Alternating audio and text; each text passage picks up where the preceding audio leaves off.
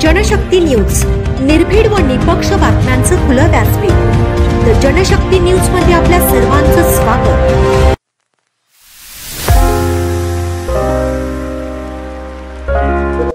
गोळीच नव्हती, पण सर सांगतात त्या पद्धतीने शिक्षण काम बंद केल्यानंतर मी थोडं समाजसेवेचं मला खूळ होतं की लोकांना मदत करायला आवडत होते। आई वडील लोकांना मदत करताना हे बघत होतो, पण त्यात थोडं शिक्षण बंद झाल्यानंतर थोडं बाहेर कामाला जायला लागलो।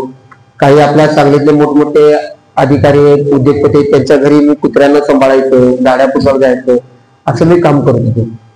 पण त्यातून थोडं क्रॉस झालो, मी थोडा गुन्हेगारी क्षेत्रात गेलो।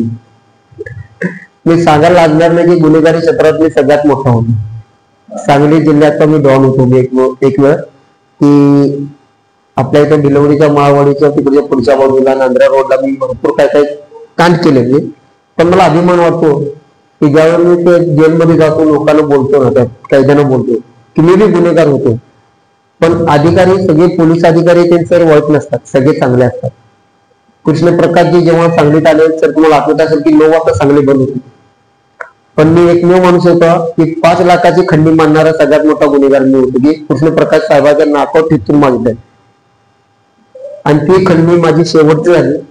आणि आज जो मुस्तफा इथं बसलो, त्या कृष्ण प्रकाश साहेब माझ्या घरचे आणि आपल्यासारख्या लोकांचे बोल मी आधी काय। आपल्याला रामायण महाभारत माहिती आहे।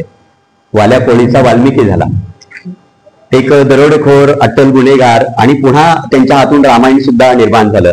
ते आधुनिक वाल्मिकी म्हणायला काय हरकत नाही आहे। गुंडगिरीतून पुन्हा एखाद्या विधायक कर्माकडे वळावं, याच्या पाठीमागं आता तुम्ही सांगितलं की खंडणी मागत होते, त्यांच्या खूप काही कहाण्या ऐकल्या, तो आजचा आपला विषय नाही आहे।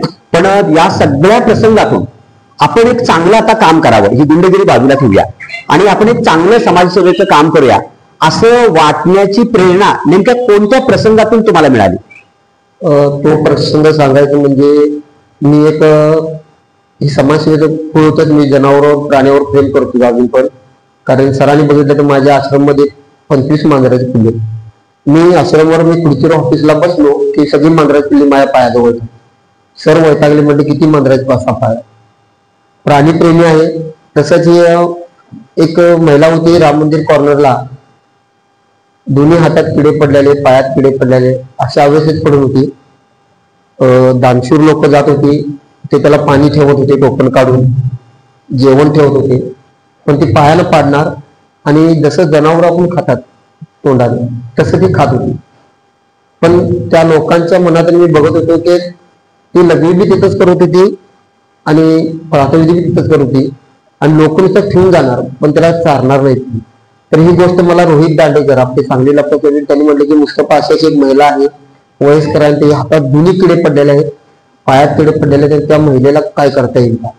त्यावेळी दिलीप सावंत साहेब एसपी साहेब होते, आणि दिलीप सावंत साहेबांना मी फोन केलो की सर अशी महिला आहे आणि तिचं काय करता येईल?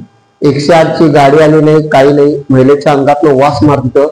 पण ज्यावेळी ती खाताना मी बघत होतो तर माझ्या डोळ्यातनं पाणी आलं आणि म्हणलो काही पण करून चॅलेंजिंग काम करायचं, ह्या लोकांसाठी काम करायचं म्हणजे करायचंच, भले आपल्याला किती बी लोड होते, किती बी कर्ज होते, काय होते, पण या लोकांसाठी काम करायचं।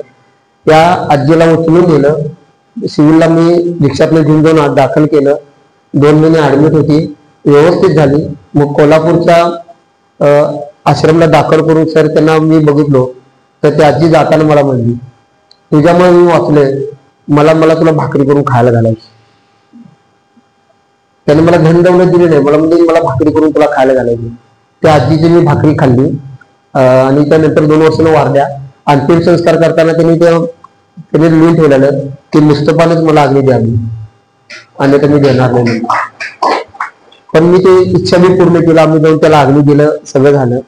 तर तिथनं मी पायंडाच उचलला की मला काही पण करून ह्या निराधार लोकांसाठी काम करायचं। 2012ला माझी दुसरी पत्नी आली, पहिली पत्नी समीना, दुसरी पत्नी इन्साफ फाउंडेशन। लग्नाची तारीख आणि संस्थेची तारीख एकच आहे, म्हणून माझी दुसरी पत्नीच म्हणते मी जरा स्थापन केलो। आणि सर आता त्यांना लोकांना जेवण पहिला सायकलवर जेवण घरी तयार करून वाटत होतो. नंतर एमईटी मिळाली, एमईटीवर जेवण वाटत फिरतो. नंतर लोकांची संख्या वाढल्यानंतर आम्ही काय केलो, रिक्षा भाड्याने घेऊन रिक्षातनं जेवण तयार करून वाटायला लागलो. त्यावेळेला लोकांना मी जाऊन मागत होतो. मी चांगल्या कामाला भीक मागायला घेत नाही, कारण व्यसनी माणूस खोटं सांगून तो व्यसन करतोच ना. मग मला हे व्यसन आहे समाजसेवेचं, मग मी तुमच्या हात पसरणार आहे. माझे किस्से मोकळे तुम्हाला दिसणार. मला दिल तेवढं माझ्याकडे कमीच पडणार. मला करोडून दिलं तरी कमीच पडणार. का पडणार तर मला या लोकांना करायचं, कारण का हेच माझं सगळ्यात मोठं कुटुंब आहे. आणि या लोकांना करत असताना एकदा 2014-15 ची गोष्ट आहे की 8 नंबरची शाळा आहे, त्या शाळेत मी शिकलो. ते आसुरी जे होतात फुले हे मला ऐकून होतं, पण मी त्या शाळेसमोर बसून रडलो एकदा की माझ्या शाळेची अवस्था अशी काय, की मला जर मिळालं तर या माणसाने मी इथे ठेवली. पण तुमचे आसू जर खरे असतील ना, ते तुमच्या खरे आसू तुम्हाला खरोखर तिथं मिळत जाईल. तर 2019ला आमचे आयुक्त खेबडूकर साहेब, उपायुक्त मूर्ती पाटील मॅडम यांनी माझं कार्याची दखल घेऊन ते आज तागापर्यंत ती शाळा मला दिलेली आहे. आणि त्या शाळेत आतापर्यंत हजारो लोक येऊन गेली माझ्यापासून. हजारो लोक चांगली झाली, वाईट झाली. अशी अवस्था असते की तुम्ही जर बघितला तर त्यांच्या हातात पायात किडे पडलेले असतात. आता सध्या तर 20-25 लोक आहेत ते जागेवर 50 लग्न करतात. हे सांगायचं का, आपल्या मी शरीराला मी पिठाची गिरणीच मानतो, घाण मानत नाही. पिठाच्या गिरणीत वरण तांदूळ टाकले म्हणजे ज्वारी टाकली तर ते पीठ होऊन येणार. ते माणसाने खाल्ल्याने ते पीठ भरून आलं, त्याला घाण मानू नका म्हणतो. पिठाची गिरणीत आहे ती. ज्या वेळेला आपण त्याला घाण म्हणू ना, त्यावेळेस समजायचं की हे संपलेला आहे आपला विषय. एक घटना तुम्ही सांगितली की ते आजींच्या हातामध्ये अगदी किडे पडलेले होते. ते तुम्हाला राहुलं नाही की ह्या व्यक्तीला आपण मदत केली पाहिजे आणि तिला चांगलं खाता आलं पाहिजे. इतकी सेवा शुश्रूषा करून ती बरी झाल्यानंतर तिच्या हातची गोड भाकरी खाण्याचा योग आला आणि सगळ्यात शेवटी त्या मातेनं हा माझा मुलगा म्हणून तुझ्याच हातने आग्नी मिळावा इतकी अपेक्षा व्यक्त केली. हे खरं म्हणजे सद्भाग्य आहे. एका समाजसेवकाला अनेक मुला आई म्हणून त्यांच्यापर्यंत आलं की ज्या वेळेला हळूहळू तुम्ही सेवा करायला लागला, व्यक्ती वाढायला लागल्या, यायला लागल्या तुमच्याकडे अनेक, तुम्ही इन्साफ नावाचं फाउंडेशन तयार केलं. हे तुमचं जे फाउंडेशन आहे इन्साफ. इन्साफ ह्या नावाचा अर्थ मी पाहिला खूप मोठा अर्थ आहे, व्यापक अर्थ आहे. ज्याच्यामध्ये मला पाहायला मिळालं की प्रामाणिकपणा म्हणजे इन्साफ, ज्याच्यामध्ये ऋतुजा, त्याच्यामध्ये सचोटी, त्याच्यामध्ये न्याय, निवाडा आणि योग्य कार्यवाही, हे सगळे शब्दाचे अर्थ तुमच्यामध्ये. हेच तुम्ही का निवडलं की त्याला इन्साफ फाउंडेशन नाव द्यावं? याचं उदाहरण कसं सांगायचं म्हणजे माझ्या जीवापेक्षा वाईट आहे ते, मी जेव्हा गुन्हेगारी क्षेत्रात होतो त्यावेळी मला संस्था स्थापन करण्याची लय आवड. तर एक संस्था मी स्थापन केलेली होती आणि ती संस्था मी स्थापन करून मला कसं, मी 10वी नापास, मला इंग्लिश येत नव्हतं. तर पुण्याला रेल्वे स्टेशनवर झोपून 5 रुपयाचा वडापाव खाऊन आम्ही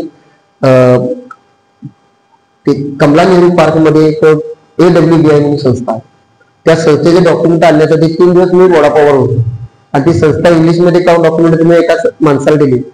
त्या माणसाने मला फसवलं. म्हणले की मुस्तफा म्हणले तू गुन्हेगारी क्षेत्रात आहे, त्यामुळे संस्थेत तुझं नाव घेतलं की आपली संस्था बदनाम होईल. म्हणलं मग करा. नाही, तुझं नाव काढले आणि आपली संस्था स्थापन झाल्या. म्हणलं आपली नाही, तुमची झाली. आता म्हणली की तुम्ही ती संस्था तुम्ही चालू केला. आता नावाजलेली संस्था आहे ती, सर तुम्हाला पण माहित आहे, पण मी नाव सांगणार नाही त्यांचं, कारण बदनाम होंगे तो नाम होगा. तो बदनाम पण करायला नाव घेतलं. तर त्यावेळी मला हाकललं.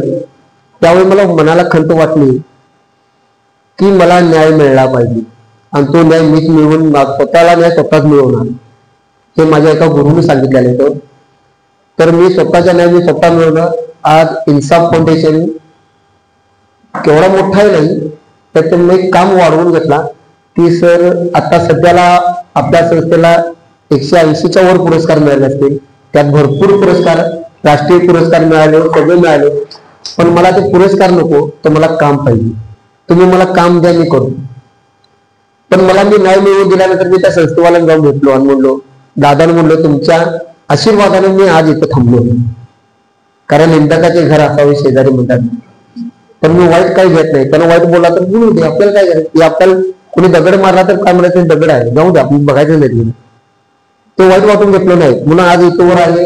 आणि गिरीश सरांच्या आणि आमचे प्रमोद सर असे मोठमोठे आहे आमचे जे मला मदत करणारे, आता लोकांच्या मनात आहे की त्या संस्थेकडे मी जाऊन विचारतो, त्यांच्याकडे अँब्युलन्स नव्हती, परवा मीच अँब्युलन्स त्यांना दिली. मीच बोललो ते अँब्युलन्स मला देणार आहेत, माझ्याकडे ऑलरेडी केलं की तुम्ही अँब्युलन्स घ्या, मला नको आहे. कारण का त्यांनी माझ्याशी वाईट वागणूक मी वागणार नाही त्यांच्याशी, त्याच्याशी चांगलंच वागणार. कारण मी शेवटी शून्य आहे. मग शून्याला आकार देण्यापेक्षा शून्य हे ते बरंच आहे, कारण मी हाय ते रोज देऊन जाणारच आहे. इन्साफ फाउंडेशन खूप चांगलं नाव तुम्ही दिलं. सुरुवातीच्या काळामध्ये तुमच्याकडे एक एक करत असे ज्यांना घर नाही आहे, ज्यांना अन्न नाहीये, वस्त्र नाहीये, निवारा नाही आहे, तर हे पुण्याचं काम करत असताना थोडी थोडी लोक तुमच्याकडे यायला लागली. अनेकदा आपल्याला माहिती आहे की रस्त्यावरती ही भटकणारी माणसं किती गलिच्छ असतात. आंघोळ केलेली नसते, केस पिंजरलेले असतात, अंगाची दुर्गंधी येते, आपल्याला जवळून जाताना सुद्धा वाटतं की नको जवळून, जरा लांबून जाऊया.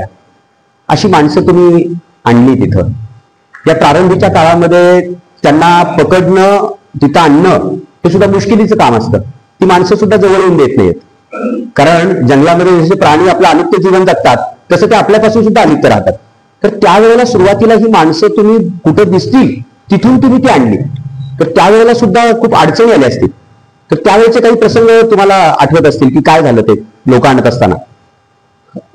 सर्वात प्रथम त्याला मनोरुग्ण म्हणायचं नाही, तर मनोयात्री म्हणतो. तुम्हाला मनोयात्रेमध्ये तुम्ही मनाच्या इच्छेनुसार ते काम करतात. महिने आंघोळ करत असतात, जागेवर सगळं करायचं, त्यांची इच्छा असते पण ते जागेवर करतात. तर तेव्हा आणताना मला तर अनुभव एवढा येतो की माझ्या खानदानामध्ये जेवढी नावं नसतील, जेव्हा मी बाहेरच्या लोकांच्या हिस्ट्रीमध्ये नावं ऐकून असेल तेवढे घाणघाण नावं मी ऐकून घेतो. म्हणजे ते शिव्या देतात मला, शिव्या देणे, अंगावर येणे, मारहाण करणे.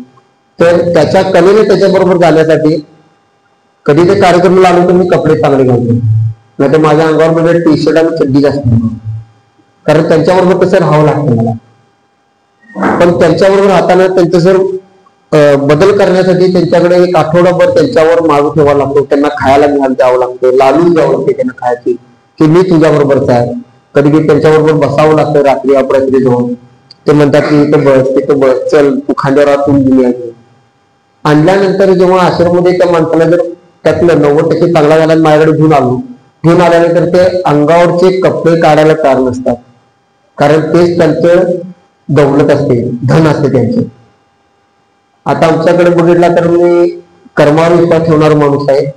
तुझे कर्म तुझ्याबरोबर परत येणारच आहे. मी कर्मावर विश्वास ठेवतो. त्यांच्याजवळ एवढे पैसे असतात. माझ्याकडे आता तिजोरीत चिल्लर कमीत कमी 60-70 किलो चिल्लर असतो माझ्याकडे.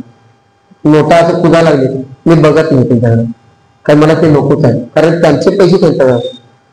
तर त्यांचे पैसे ते बघण्यासाठी माझ्याकडे येतात. माझे पैसे कुठे दाखवू, मग ते दाखवावं लागतं मला. हे बघ तुझे पैसे माझ्याकडे सुरू आहेत. विश्वास निर्माण करावा लागतो त्याला. त्याचे कपडे 2-3 महिने आम्ही जपून ठेवतो. ते वास मारत असतात, ते कपडे ठेवावं लागतात. ते बघ तुझे कपडे माझ्याकडे व्यवस्थित आहेत.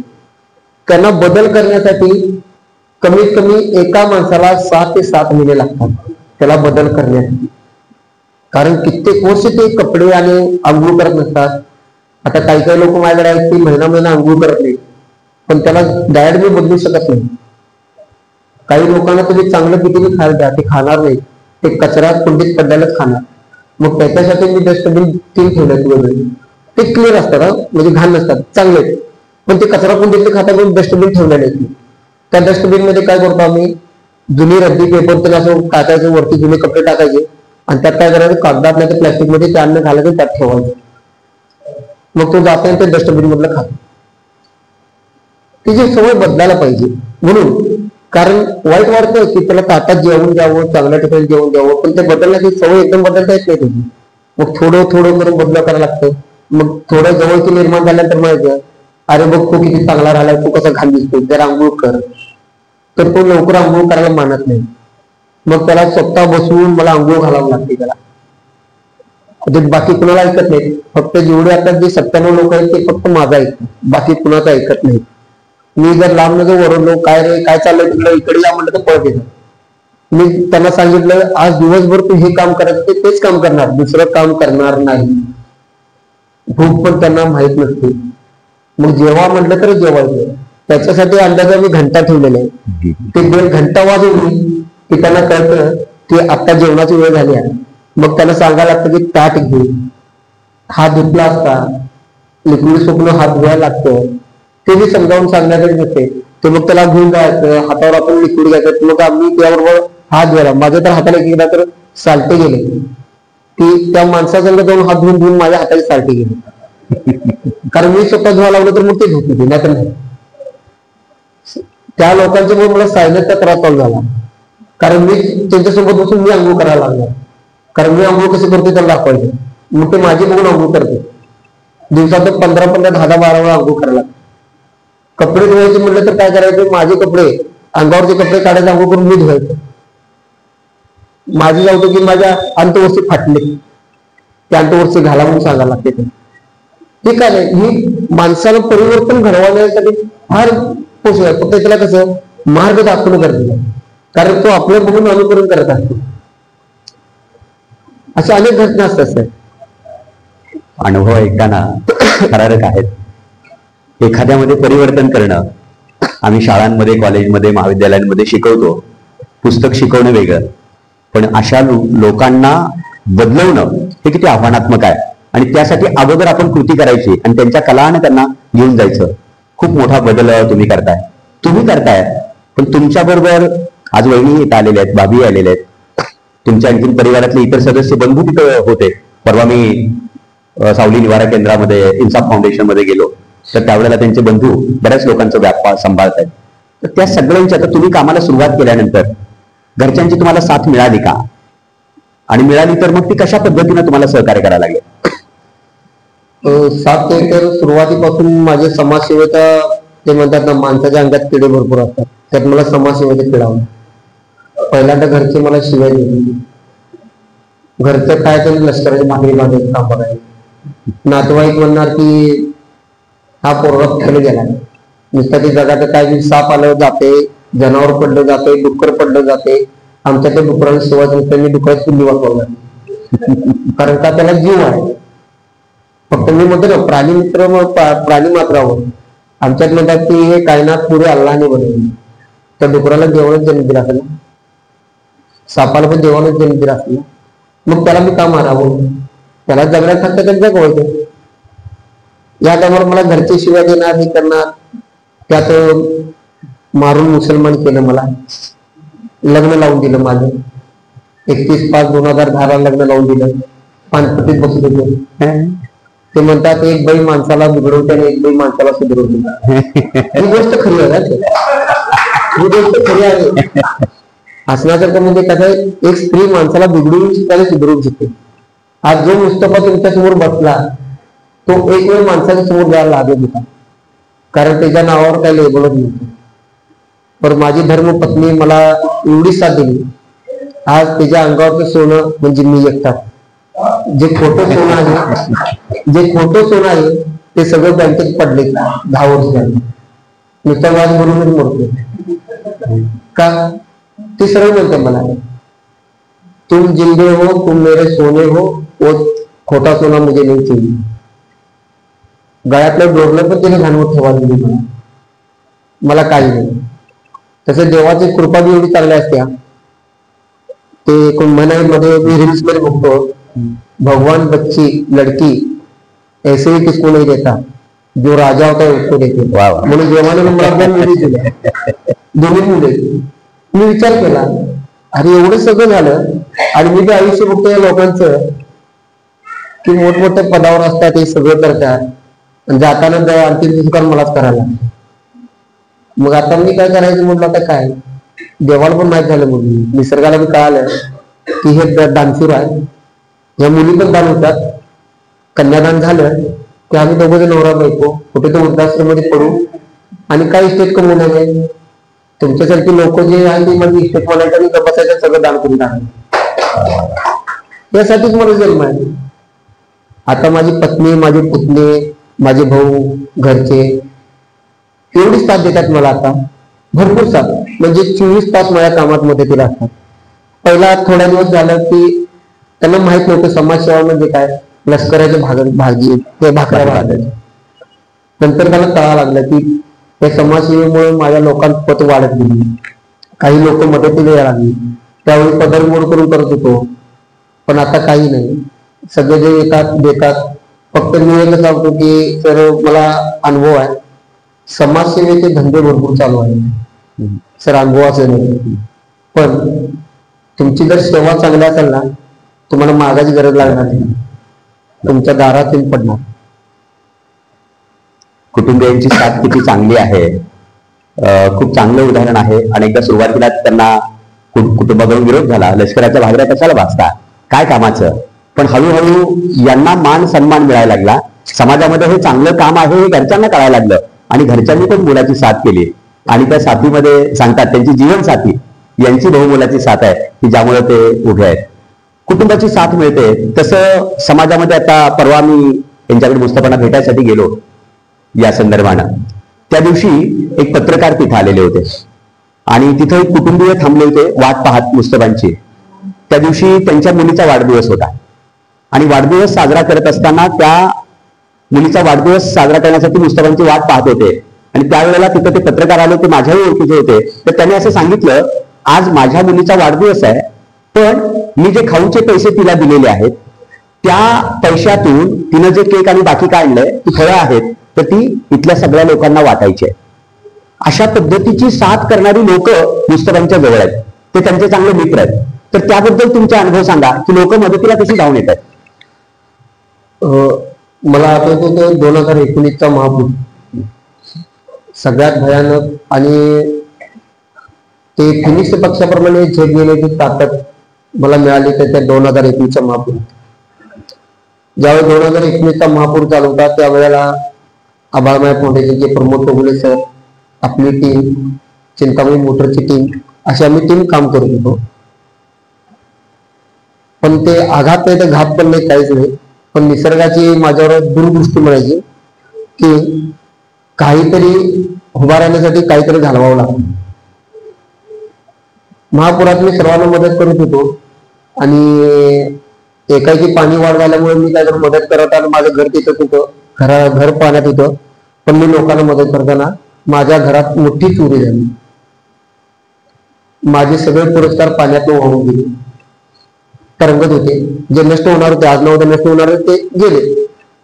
माझे काही डॉक्युमेंट्स गेले. त्यात महत्वाचं म्हणजे माझ्या पत्नीचे, माझ्या मुलीचे दागिने, काही रक्कम मी मुलींच्यासाठी साठवलेले ते सगळे चोरी गेले. त्यावेळी चोऱ्या भरपूर झाल्या, त्यावेळी माझं चोरलं. तर त्यावेळी मी रडत बसलो की काय करायचं आता, माझं घरचं कसं होणार. मी जगासाठी एवढं केलं पण माझ्यासाठी कोण काय करणार. त्यावेळी म्हणतात की तुमचे 1 रुपये गेलं चालते, पण तुम्हाला देणारे चांगलं म्हणून तुमचं असेल ना, तुम्हाला 100 रुपये येतील. तर त्यावेळेला मी बघितलो की घर पडलं, माझं सगळं नुकसान झालं. मी माझ्या घरच्यांना, कुटुंबांना, बाकी सगळ्यांना चांगल्या ठिकाणी ठेवत होतो. मी माझे बेघर निवार केंद्र माझ्या कुटुंबाला आणून ठेवलं, त्या बेघर लोकांच्या. त्यावेळी ही गोष्ट प्रमोद चौगुले सरांना कळाली आणि आपले लुल्ला साहेब, किशोरजी लुल्ला सर यांना कळाली आणि काही आपल्या गाडगी मॅडमला तरी कळालं की मुस्तफाचं एवढं मोठं नुकसान झालं. त्यावेळी पेपरला बातमी दिली कुणीतरी, पत्रकार मित्रांनी, मुस्तफा मुजावरच्या घरी चोरी झाली आतून. तर मी इथं मदतीला पळत होतो, सगळ्यांना मदती आला. माझ्या घरी चोरी झाली, माझं मन आतमध्ये रडत होतो. पण मी काय रडतो, कारण का मी जर रडायला लागलो तर मग माझ्या घरच्यांचं काय हाल होईल, हा मी विचार केला. मी रडायला चालू केलं आणि एकदा मला सहन झालं नाही माझं रडणं, माझं दुःख मला सहन नाही. मला मन खायला लागलं की मी माझ्या घरच्यासाठी करू शकत नाही, माझं घरचं नुकसान झालंय, मी या गावाला का द्यावं. म्हणून गेलो प्रमोद भैयासमोर बसलो आणि रडायला लागलो. रडता रडता म्हणून मी म्हणलं, भैया मग संपलं, म्हणलं माझं आयुष्य संपलं, कारण माझं सगळं संपलेलं आहे. त्यावेळी मला पाठीवर खाप एकच म्हणली, चल रे उठ, काम करूया, चल म्हणले जा. एवढं बोलायला आनंदानं आलो मी. आणि आज 2 मजली घरात राहतो. 3 महिने गेलो राहायला, 5 वर्षाला काम चालू होतं, पण 3 मजली 2 मजली बांधलं. पण 3 महिन्यानंतर वरती मन करत होतं वरती राहायला, तर वरती जाऊन राहायला लागलो. अशा अनेक लोकांनी मदत केली मला की मला उभा करण्यासाठी. आणि आज जी उभा आहे, आता माझ्या मागची जर माझी गाडी 4 व्हीलर बघितली तर एकाने 100 रुपयावर मला 4 व्हीलर दिली, एका मोठ्या कमिशनरने. आज आपल्या संस्थेचे 3 ॲम्ब्युलन्स आहेत. अजून एक ॲम्ब्युलन्सचे पैसे अजून द्यायचे त्याला, ते 15 तारखेचा वायदा देऊन आलो. ते मी पूर्णतः मोफत देतो, कोणाकडनं 1 रुपया घेणार नाही. जो खरोखर मिळेबल असेल त्याला आम्ही फ्रीमध्ये देणार. असे अनेक लोक मदतीला येतात. कोरोनाच्या काळात मी बघितलं, जेव्हा माझी आई गेली त्यावेळी माझ्या आईला बघता आलं नाही, कारण माझ्या तिथे आश्रममधले सगळे पॉझिटिव्ह होते. त्यावेळेला लोकांनी माझ्यासाठी मदती किती केली ते मला माहित आहे. आणि काय करतो की तुमचं कार्य चांगलं असेल तर आपल्याला भरपूर मदत मिळते. आता उदाहरण सांगायचं म्हणजे गौतमभाऊ पाटील सरांनी शांतिनिकेतनची मला 20 गुंठे जागा दिली आश्रम बांधायला. आता तिथं बांधकाम चालू आहे, पत्र्याचं शेड चालू आहे, तिथं मी काम चालूच करावं लागेल. असे लोक देणारे भरपूर आहेत, पण योग्य ठिकाणी पोचणं गरजेचं असतं सर. मोडून पडला संसार तरी मोडला नाही कणा, पाठीवरती हात ठेवून नुसतं लढ म्हणा. प्रमोद चौगले सरांसारखी माणसं असतील, शाहलुल्ला सरांसारखी असतील, गिरीजींसारखी माणसं असतील, पाठीवरती थाप टाकून चला आम्ही तुमच्या सोबत आहोत असं म्हणाले आणि ही संस्था कार्यरत आहे. आता आपल्या हे बेघर निवारा केंद्रामध्ये, या आपल्या इन्साफ फाउंडेशन मध्ये किती बेघर तुम्ही सांभाळताय, त्यांचं पालन पोषण करताय, त्यांची व्यवस्था पाहताय? आता सध्याला 97 लोक आहेत. 97 लोक 97 लोक आहेत. आता या 97 लोकांना आपलं घर 4 माणसांचं सांभाळायचं म्हटलं तर आपल्याला किराणा माल असेल, त्यांचं अन्न, वस्त्र, त्यांचं आरोग्य यासाठी किती खर्च येतो ते आपल्याला माहिती आहे. म्हणजे सांभाळायचं म्हटलं तर हा मोठा खर्च असणार आहे. एक महिन्याला तुम्हाला किती लागतात पैसे हे सगळं सांभाळायला? सर हिशोब तसा काढायला गेलो तर 3-4 लाख रुपये तर महिन्याला लागतात मला. पण तुम्ही जेव्हा म्हणलं अशक्य, कोण म्हणलं कुठली गोष्ट अशक्य? ज्यावेळेला तुम्ही त्या गोष्टीला अशक्य म्हणता त्यावेळी तर अशक्यच असणार ना. हे शक्य आहे. पॉझिटिव्ह थिंकिंग ज्यावेळी आपल्या विचार असतील ना पॉझिटिव्ह, म्हणजे हे होणारच आणि काय नाही, अशक्य नाही अशा गोष्टी कुठल्या, सगळ्या शक्य असतात गोष्टी, फक्त पाऊल पुढे टाकणं गरजेचं असतं. अच्छा, आशावादी आहात तुम्ही आणि 97 लोकांना तुम्ही सांभाळतात. आजपर्यंत तुमच्याकडे कदाचित आकडेवारी असेल की तुम्ही किती लोकांना आजपर्यंत तुमच्या संस्थेमध्ये तुम्ही निवारा दिलेला आहे? 2019 पासून आजपर्यंतचा मी काल आराखडा महाराष्ट्र शासनाला पाठवलं. 3668 काहीतरी लोकांचं मी आराखडा की त्यांना निवारा देऊन त्यांचं चांगलं करून पाठवलं. 3500 लोकांना तुम्ही आजपर्यंत निवारा दिलेला आहे. आता यामध्ये एक गोष्ट आम्हाला समजलेली आहे की यातली काही लोक आहेत जी काही वेळेला मनोकायिक असतात, म्हणून तुम्ही मनोयात्री म्हणाला, पण थोडस काही वेगळ्या विचारातून घर सोडून बाहेर पडलेली आणि पुन्हा तुम्ही चांगलं सांभाळलं, प्रेम दिलं, ती थोडीशी आरोग्यदृष्ट्या बरी झाली, त्यांना चांगलं समजायला लागलं, तर पुन्हा तुम्ही त्यांच्या घरी नेऊन वगैरे कधी सोडलं वगैरे असे काही प्रसंग? असे 260 ते 70च्या पुढेच लोक आहेत जे पश्चिम बंगालमध्ये असतील, बांगलादेशमध्ये असतील आणि UP, बिहार, पंजाब, हरियाणा अशा वेगवेगळ्या, कर्नाटक आहे, उत्तर प्रदेश, मध्य प्रदेश, वेगवेगळ्या ठिकाणचे, गुजरात असू दे, त्या लोकांना मी सोडत नाही.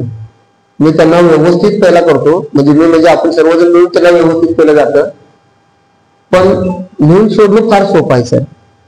पण आमची एक टीम आहे, जी टीम 15 दिवसाला, आठवड्याला एकदा त्याच्या घरी फोन केला जातो आणि लाईव्ह बघितलं जातो मोबाईलवर, व्हिडिओ कॉलवर. त्याचे म्हणलं की 2 दिवसांत दाखवतो, तर नाही, ऑन दी स्पॉट दाखवायचं मला तो माणूस कसा आहे, हा मागोवा त्यांच्याकडे घेतो. परफेक्ट आपला मी सांगतो की माझे 2 ते 3 मिसिंग झाले, बाकी सगळे परफेक्ट लोक अजून जिवंत आहेत आणि त्यांच्या आई वडिलांपासून त्यांचे औषध, मेडिसिन, आपण सांगितलं मेडिसिन त्यांना कुरिअरने पाठवून देतो, पोस्टानं पाठवून देतो, महिन्याला मेडिसिन. कारण मनोयात्री असतात ते, त्यांना मेडिसिन देणं गरजेचं असतं. आम्ही तिथे तारखेवाईज सगळ्या आराखड्यात ठेवून ठेवलेला आहे आणि त्या आराखड्यानुसार आज ह्या माणसाची तारीख संपलेली आहे, त्यामुळे ते कार्ड दाखवून गोळा घेऊन त्यांना कुरिअरनं, पोस्टानं आपण खर्चानं आपण त्यांना गोळा पाठवतो.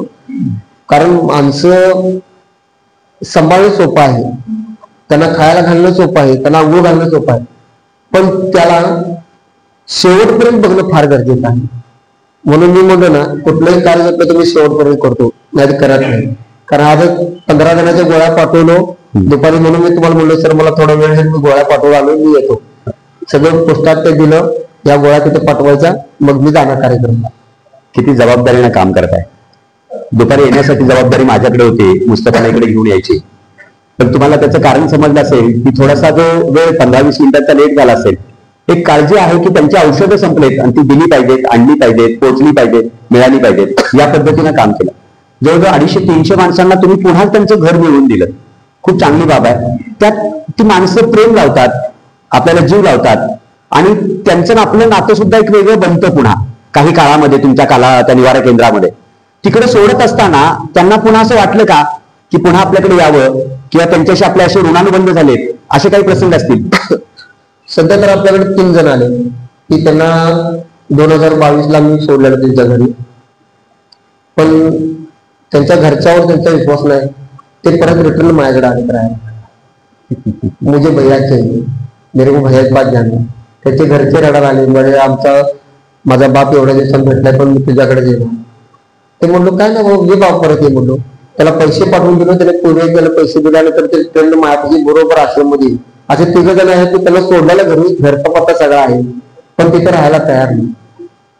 कारण की मी त्या लोकांना लाभार्थी म्हणत नाही, मनोयात्री म्हणत नाही, पण मी त्यांच्यात माझा भाऊ, माझा मुलगा, माझी आजी, माझा काका, माझा मामा, ह्या नाती बघतो त्यांच्या, आणि त्यांना त्या पद्धतीने प्रेम करत असतो.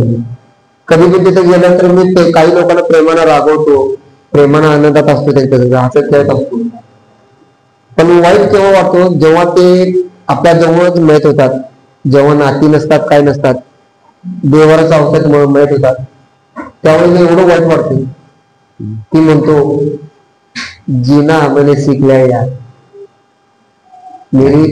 तेरी दोस्ती यहाँ तक का बस. काल परवा दिवशीला मी 3 देवार मिळत धन करून आलो. धन करताना नाव माहित नाही, काय नाही. धन करताना मी बघत होतो, ज्यावेळेस चांगला होता तो हसत खेळत माझ्यासोबत बोलत होता. एक आचार्य, कार्तिक आचार्य म्हणून नाव ठेवलेलं आम्ही, आणि त्यांची नावं माहित नसतात तर आम्हीच नावं ठेवतो. तो कार्तिक आषाढ दिवशी आम्हाला सापडलेला. दादा कार्तिक आपला तुमचा लाडका, तो कार्तिक आषाढ दिवशी मला सापडला. आणि एका आचार्य म्हणून माणसाने मला फोन केलेला, अरे एक माणूस इथे मनोरुग्ण सापडला आणि तुझी. मी जाऊन त्याला घेऊन आलो, पण त्याचं नाव काय ठेवायचं. कार्तिक आषाढी दिवशी सापडला, त्या आचार्याने मला फोन केलं, म्हणून मी त्याचं नाव कार्तिक आचार्य नाव ठेवलं. काय तर नाव पाहिजे. तो मेला त्यावेळी बघितलो तर त्याला मी जाऊन म्हणणार, कार्तिक भाई मुझे 2 लाख रुपये देणार. ते जाणार तिच्यात हात घालणार, लो भैया, मग मी घेणार ते पैसे माझ्या तिच्यात ठेवणार. ते 2 लाख होते, तो करोडो रुपये होते तिच्या हातात. ती मागेल तेव्हा मला देत होता, पण पैसे नव्हते ते अनुभवाने देणार. असं मी विचार केला, तो मळे झाल्यानंतर तिचा हात असा मोकळा होता. मी अंतिम संस्कार मी रडलो, डोळ्यात पाणी काढलो, गॅस लाईन मध्ये घातल्यानं. तर म्हणलो कार्तिक तू दररोज मला 2 लाख रुपये देत होता, आता मला कोण देणार. असू दे, ते कसं ते क्षणभंगूर होते पैसे, पण मला दररोज ते 2 लाख रुपये देत होता मागल तेव्हा, पण आता मला कोण देणार. आणि माझ्यावर नाही जीव होते तिथं. असं अनेकांना दहन केलो, जमिनीत घातलो. लाख मोलाची दौलत तुम्ही कमवताय, खूप चांगली बाब आहे. आता हे सगळं तुम्ही इन्साफचं काम खूप चांगल्या पद्धतीनं करत आलाय. अजून तुमचा पुढचा मनोबल काय आहे? ही संस्था जी आहे आणि ही बेघरांना तुम्ही घर मिळवून देता, निवारा मिळवून देता, त्यांना सांभाळ करता, अजून हे ते तुम्हाला काम पुढे कसं न्यायचं आहे? काय तुमचा इरादा आहे? ह्यात माझा इरादा एकच आहे की आता सध्या जे आहे ते शासनाचं आहे, शासनाच्या अंडर मी काम करतो. तर मी सांगितलं की म्हणे गौतमभाऊ पाटील सरांनी आपल्याला 20 गुंठे जागा दिलेली आहे. ती जागा सर मला वाढदिवसाला गिफ्ट म्हणून देत होते. मी पानपट्टीला जागा मागायला गेलो, पण मला त्यांनी म्हणले तू या क्षेत्रात अग्रेसर आहे, तू आमची आबरू काढू नकोस, तुला आश्रम बांधण्यासाठी माझ्याकडनं 20 गुंठे जागा घे. संस्थेला जागा दिली. तर मी विचार केला, मैंने उनके पास 1 पैसा मांगा, तूने मुझे लाखों रुपए दिए, चलो कुछ तो लुटाएंगे. तर ते करत करत 2-20 गुंठे जागा आता तर मला लांब कुठे फार लांब मिळाली. मला दरवर्षी मी कुटुंबापासून लांब असतो. पण आज गौतम भाऊनी मला घराच्या जवळच, घराला लागूनच 20 गुंठे जागा मला म्हणले पहिला तुझं कुटुंबाकडे लक्ष दे, मग घरचं कुटुंबाकडे जा. म्हणून तुला काय करतो, माझ्या घरात किंवा घराजवळची जागा तुला देऊन टाकतो, तिथं घरा. घरचे बी करून मदतीला. आता तिथं मला ह्या लोकांसाठी असं करायचंय की त्यांना अपंग बनवायचंय, त्यांना सक्षम बनवायचं अरे आहे, वा. स्वतःच्या पायावर उभं करायचं त्यांना. त्यासाठी मी प्रयत्न करत आहे. आता एक शेड मारायला चालू केलेलं आहे. आता शेड मारून मी एक 60-70 लाखाचं बजेट काढलेलं आहे. त्यात गोशाळा असणार आहे. गोशाळा म्हणजे गोशाळा तशी नव्हे, तिथं दूध फ्री मिळणार, त्याला खायला वैरण आणून द्या, त्या लोकांना त्या प्राण्यावर प्रेम करायला मिळेल, जखमी प्राणी पक्षावर प्रेम करायचे. आणि सगळ्यात मोठं म्हणजे आता जे चाललेलं आहे, आता बघतोय भाऊ भावाचा नाही, आपण आता पिजन कपाटामध्ये राहतो, 1 BHK 2 BHK पिजन कपाट. त्यामुळे एकत्र कुटुंब पद्धत संपलेले आहे, वाचन कट्टे संपलेले आहेत. आता तुमच्या घरी वाचनालयामध्ये बसल्या तर आमच्यासाठी आता कुठे वाचनालयामध्ये दिसणार नाही, पिक्चर टाकी आणि मॉलमध्ये फिरताना दिसतो, वाचनालयामध्ये दिसणार नाही. हे संस्कार म्हणजे लोक पावलेले आहेत. त्यासाठी मी एज्युकेशनसाठी, जो आमचा एरिया आहे तो स्लम एरिया आहे, म्हणजे तिथं गुंडगिरी गुन्हेगारी शिरतात. मग त्या लोकांना मी दररोज संध्याकाळी त्या मुलांसमोर जाऊन बोलतो.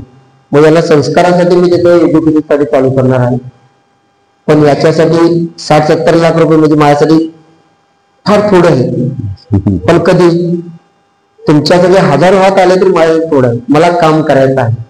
मला या जगात परिवर्तन घडवायचं नाही आहे. या जगात माणसं घडवायची आहे, परिवर्तन तर नाही, माणसं घडवायची. खूप चांगला विचार आहे. तुम्ही या संदर्भानं या संस्थेला काहीतरी एक नवीन नाव पण माझ्या मते दिलेलं आहे. काय नाव दिले ते? स्मृतिगंध म्हणून ठेवलं आहे. स्मृतिगंध. हे नाव काय वाटलं तुम्हाला द्यावं? सर इन्साफ मी माझं मी ठेवलं, स्मृतिगंध मीच ठेवलं मनापासून. वा वा वा. आणि कारण का स्मृतीचा ज्या ठिकाणी गंध असेल त्याला स्मृतिगंध, त्या लोकांच्या आठवणीचा गंध तिथं असणार आहे. इथं तो कुणाचा गंध नसणार, त्या लोकांचा गंध तिथं असणार. म्हणून मी त्याचं नाव स्मृतिगंध. आणि हे नाव मी ठरवल्यानंतर मी 10-12 जणांना विचारलो, आधी दादाबरोबर चर्चा झाली, दादा म्हणलं मी स्मृतिगंध नाव ठेवलंय. तुम्ही डोक्यावर पडलेली माणसं म्हणले. ते म्हणले का? काय सुंदर नाव आहे म्हणले. मुलाला वा भारी झालं म्हणजे.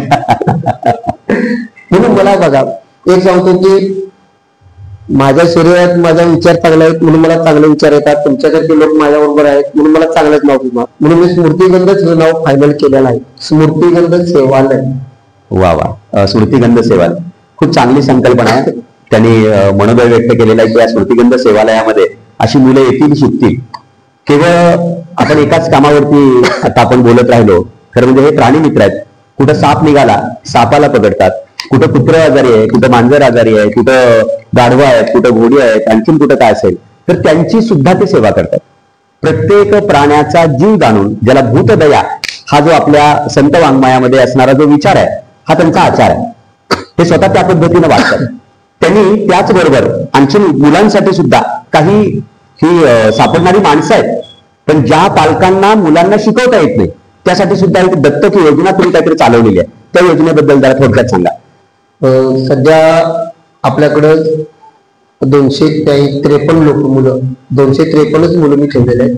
ते शिक्षणासाठी पूर्णतः मोफत. त्यांना मी सगळं शिक्षणाचा खर्च, त्यांचा घरात जेवणाचा खर्च, त्यांचा कपड्याचा खर्च आपण आपल्या संस्थेतर्फे देतो. म्हणजे संस्थेत मी देत नाही, संस्थेतर्फे देतो. पण मी त्याच्यासाठी काही मोठ्या लोकांची ज्या चर्चा करताना म्हणलं की मला ही मुलांना शिक्षणासाठी दत्तक घ्यायचं तर काय करता येईल. तर काही लोकांनी मला सांगितले की ह्या पद्धतीने चेंज कर. मग मला गिरीश सर म्हणले की मला एक वर्षाला 5,000 रुपये 7,000 रुपये द्यायचे, तर त्या मुलाचा खर्च सरांच्या नावावर टाकायचा. मग गिरीश सर जाऊन तिसऱ्याला सांगतो. अशी मी चेन बनवली आणि ते दरवर्षी ते 253 मुलांचा खर्च माझ्या संस्थेच्या अकाउंटला येतो.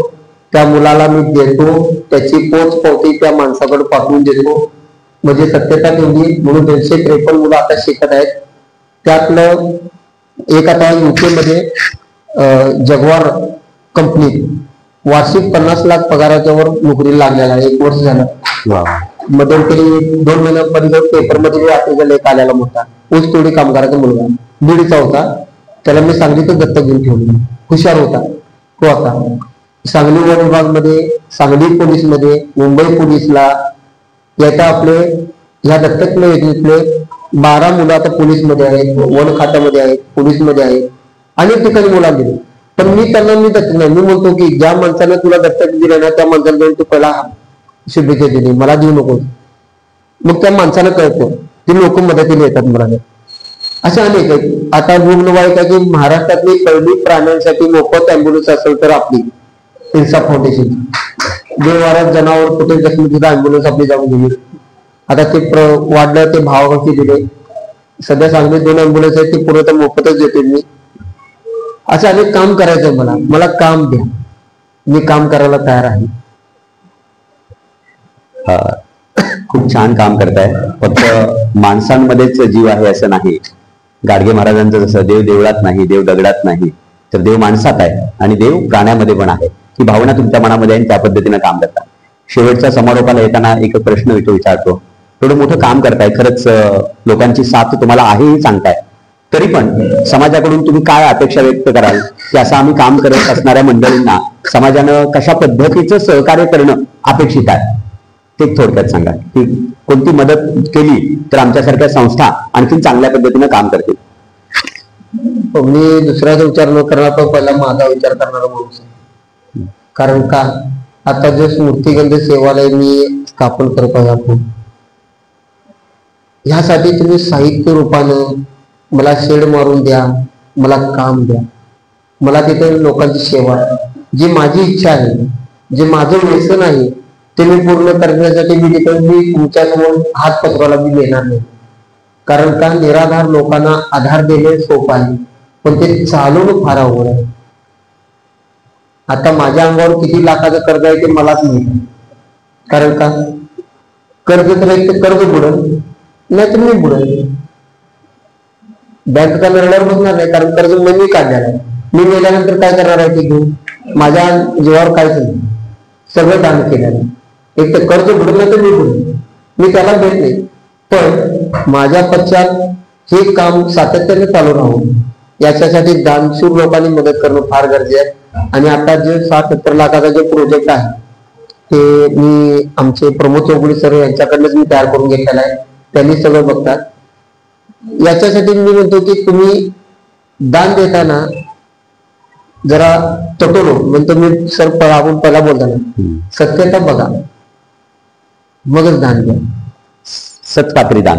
हा, कोणी मागितलं म्हणून घेऊ नका, तर खरोखर तिथे जाऊन बघा ते आहे का, ते चाललंय का बघून द्या. कारण का मी बघतोय, मला वाईट वाटतं की आपण शून्य आहे, पण शून्याच्या पुढे आकडे लावायचा आपण प्रयत्न करतो, पण आपण शून्यच आहे. कारण माझ्याकडे आता एक उदाहरण सर देतो की एवढे मोठे सर तुम्हाला सांगितलं होते, ज्या पुस्तकाच्या जीवावर आम्ही एवढे मोठे झालो, एवढी माणसं शिकली, त्यानं पण आपलं आयुष्य शून्य करून मायापाशी राहायला आलं. करोडपती माणूस आहे तो, पण मला म्हणते सगळं दान देणार आहे.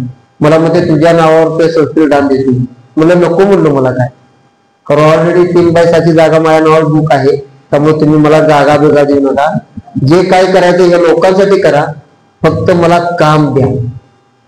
ते मी काम कसं देणार, तर तुम्ही मला काय तर निर्माण करून द्या, मी तिथं काम करतो, निराधारांना आधार देतो, या जनावरांना मी आधार देतो, जे शिक्षणापासून वंचित आहेत मुलं त्यांना मी शिक्षणाला मदत करतो, फक्त मला काम द्या. तुम्ही खूप चांगली अपेक्षा व्यक्त केलेली आहे. जिथं चांगलं काम चालू आहे ते काम बघा आणि तिथं दान द्या. दान हे सत्पात्री जाऊ द्या. मुस्तफांसारखी मंडळी खूप मनापासून समाजातल्या खूप गरज असणाऱ्या गोष्टींसाठी काम करतायत, मदत करतायत, शिक्षणाचं काम करतायत, पर्यावरणाचं काम करतायत, भूतदयेचं काम करतायत, मानवतेचं काम करतायत. खूप चांगलं काम आहे. बऱ्याच गोष्टी तुमच्याकडून समजला. खरं म्हणजे 45 मिनिटं 50 मिनिटं एवढ्यामध्ये संपणारी ही व्यक्ती नाही आहे. खूप मोठं काम आहे, पण वेळेची आपल्याला मर्यादा आहे. तुमच्या कार्यासाठी आज आपल्या या सार्वजनिक वाचनालय भिलवडीच्या वतीनं या अध्यक्ष मंडळी गिरीजी चितळे, कार्यवाह सोवाजी कवडे सर, ही सर्व पदाधिकारी मंडळी भिलवडीकर असतील, समाजातली इतर मंडळी असतील, त्यांच्यापासून तुम्हाला खूप खूप सदिच्छा आणि शुभेच्छा देतो. आणि गुरु ठाकूरांची कविता, या माणसाचं जगणं पाहिल्यानंतर असं वाटतं की खूप आव्हानात्मक जीवन जगतायत. असे जगावे दुनियेमध्ये, असे जगावे दुनियेमध्ये आव्हानाचे लावून अत्तर, असे जगावे दुनियेमध्ये आव्हानाचे लावून अत्तर, नजर रोखुनी नजरेमध्ये आयुष्याला द्यावे उत्तर, नजर रोखुनी नजरेमध्ये आयुष्याला द्यावे उत्तर. नको गुलामी नक्षत्रांची, भीती आंधळी ताऱ्यांची. नको गुलामी नक्षत्रांची, भीती आंधळी ताऱ्यांची. आयुष्याला भिडता नाही, चैन करावी स्वप्नांची. पाय असावे जमिनीवरती, कवे तांबर घेताना. हसू असावे ओठांवरती, काळीच काढून घेताना. संकटासही ठणकावून सांगावे, आता ये बेहत्तर. नजर रोखुनी नजरेमध्ये आयुष्याला द्यावे उत्तर. करून जावे असेही काही दुनियेमध्ये जाताना. करून जावे असेही काही दुनियेमधून या जाताना. गंभीर यावा जगास साऱ्या, निरोप शेवटचा देताना. स्वर कठोर त्या काळाचाही, स्वर कठोर त्या काळाचाही. क्षणभर व्हावा कातर कातर, नजर रोखुनी नजरेमध्ये आयुष्याला द्यावे उत्तर. नजर रोखुनी नजरेमध्ये आयुष्याला द्यावे उत्तर. अत्यंत कठीण परिस्थितीमध्ये सुद्धा आव्हानात्मक काम करून दिलचे काम करणारे हे मुस्तफा आहेत. त्यांच्यासाठी खूप खूप सदिच्छा, शुभेच्छा. तुमचं काम असंच याही पुढच्या काळामध्ये होत राहावं. आमच्यासारख्यांची सगळ्यांची साथ निश्चितपणे मिळत राहील. पुन्हा एकदा आपणाला सदिच्छा देतो आणि थांबतो. धन्यवाद. अर्धा मिनिट, अर्धा मिनिट जास्त गेलं नाही. आपल्या संस्थेचं ATG 10 वय झालेलं आहे. जे आयकर इन्कम टॅक्स भरत असलं तर मग त्यातलं कर मध्ये तुम्हाला सूट मिळेल, आपल्याला जर मदत दिली तर. सर तुमच्याकडे नको, आपला CSR पण आलेला आहे. आपल्या चिचेकडनं जर आम्हाला CSR फंड जर मिळाला, पण द्यावंच लागेल, कारण कारण मी झोळी पसरणारा माणूस आहे. आपल्याला एवढा मोठा मला पसारा डोलारा करायचा आहे, त्यासाठी तुमची मदतीची गरज आहे. आणि आपल्यासारख्या लोकांनी जर मला मदत दिली तर मी आणि भरपूर काम करून जाईल. धन्यवाद. थँक्यू. मनपूर्वक धन्यवाद आणि खूप खूप शुभेच्छा. प्रस्तावनेमध्ये मनोदय व्यक्त केल्याप्रमाणे मुलाखतीच्या अखेरपर्यंत लोकांनी आपला मदतीचा हात आपल्या वाचनालयाच्या सेवकांकडे दिलेला आहे. तर ही मदत जमलेली आहे. खूप छान प्रतिसाद मिळाला. एका दिवसामध्येच आपण केवळ आवाहन केलं आणि लोकांनी वाचनालयामध्ये येऊन निधी भरपूर दिलेला आहे. तर तो आपण दोन प्रकारे या ठिकाणी करतो. पहिल्यांदा आपल्या वाचनालयाचे सभासद, संचालक, गावातील काही प्रतिष्ठित ग्रामस्थ, वाचनालयावरती प्रेम करणारे चिंतक या सर्वांच्याकडून रोख स्वरूपामध्ये 10,701 रुपयांचा निधी आतापर्यंत जमा केलेला आहे. आणि आपल्या अध्यक्षांनी असं सुचवलेलं होतं किंवा सांगितलेलं होतं की तुमचा जेवढा निधी एकूण संकलन होईल तेवढा निधी काकासाहेब पिटले फाउंडेशन त्याच्यामध्ये ऍड करेल. 10,701 रुपयांचा निधी अधिक काकासाहेब पिटले फाउंडेशनच्या वतीने पुन्हा 10,701 रुपयांचा निधी, आता एकूण 21,000 रुपये आज आपण या सावली बेघर निवारा केंद्राच्या कामकाजासाठी मदत निधी म्हणून या कार्यक्रमाच्या निमित्ताने मुस्तफा भैयाकडे अध्यक्ष दिलीप पितळे यांच्या हस्ते पूर्ण करतो. खूप छान आपण वाचनालयाच्या वतीने हा उपक्रम या ठिकाणी आज राबवला.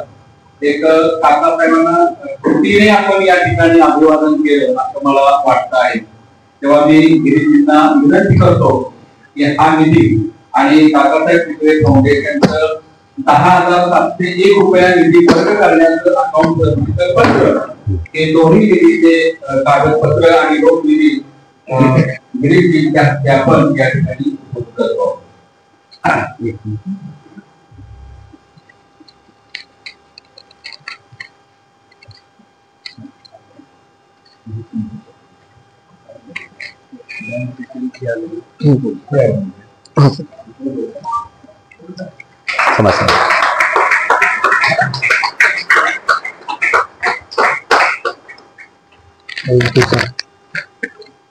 तेव्हा 26 या सर्व निधी संकलनामध्ये सहभागी झालेल्या वाचनालयाच्या हितचिंतकांना मी मनापासून या ठिकाणी धन्यवाद देतो.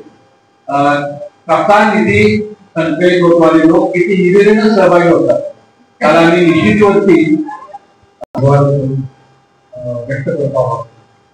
या निमित्त जी मुंबई संकल्पना होती की काकांचे विचार करून देण्यासाठी केवळ काका कसे होते काय होते अशा चर्चा न करता त्यांच्या ज्या वृत्ती आहेत किंवा स्वभाव होते किंवा समाजामध्ये योगदान आहे त्या योगदानाला हे घेऊन पात्र घेऊन आपण ते कृती करता येईल का.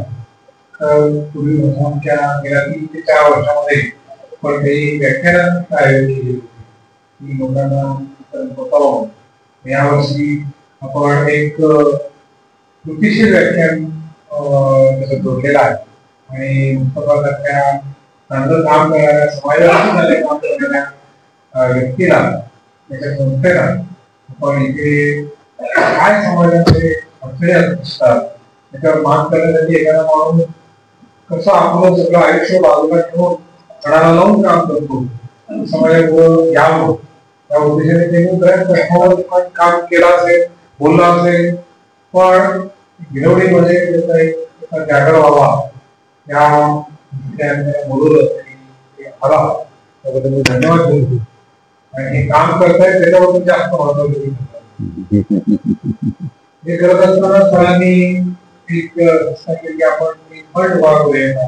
तुम्ही काही त्या कार्यक्रमात केलेलं होतं त्यावेळेस सरांनी आकडा फार छोटा ठेवला होता. कितीतरी कठीण पेक्षा जास्त आकडा जमा झाला आणि तितकत प्रयत्न केले सरांनी. पण मी अजूनही असं व्यक्त करतो की त्यांचं काम बघावं आणि पुढच्या आठवड्याभरामध्ये आणखी काही संकलित झाला तर तोही वाचनालयाकरता आपल्याला देऊ. जेवढे वाचनालयाकरता आपण सगळं द्या तेवढंच अंतरून होऊ.